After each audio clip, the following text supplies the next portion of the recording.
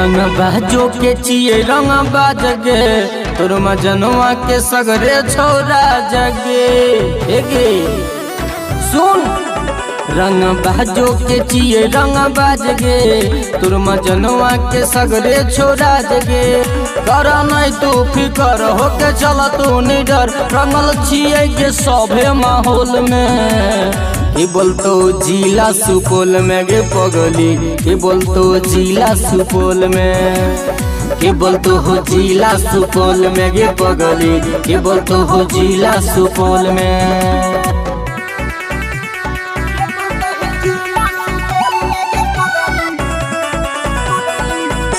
Mix by Abhishek निराला। जिए अपने हमसन की शौक करो न धमकी तू बोल दी है बात इशारा से गे थाना पुलिस विधायक कोनो खलनायक न डर छिए हम कोनो धारा से गे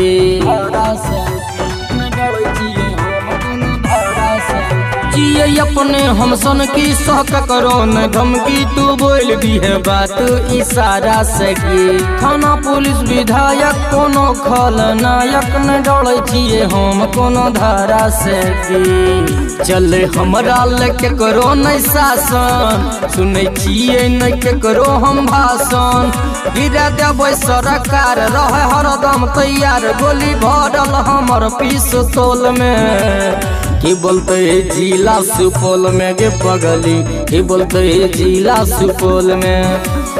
के बोलते जिला सुपौल में गे पगली के बोलते जिला सुपौल में।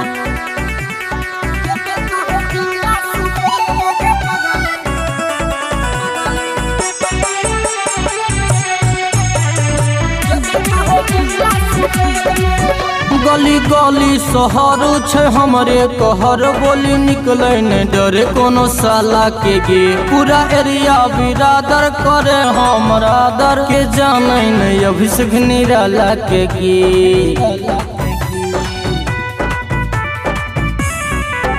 गली गली शहर छे हमरे कहर बोली निकले न डरे कोनो साला के गे पूरा एरिया बिरादर करे हमरा दर के जाने न अभिषेक निराला के गे रेडर बबलू कहो बात साचे सब हमरे इशारा पनाचे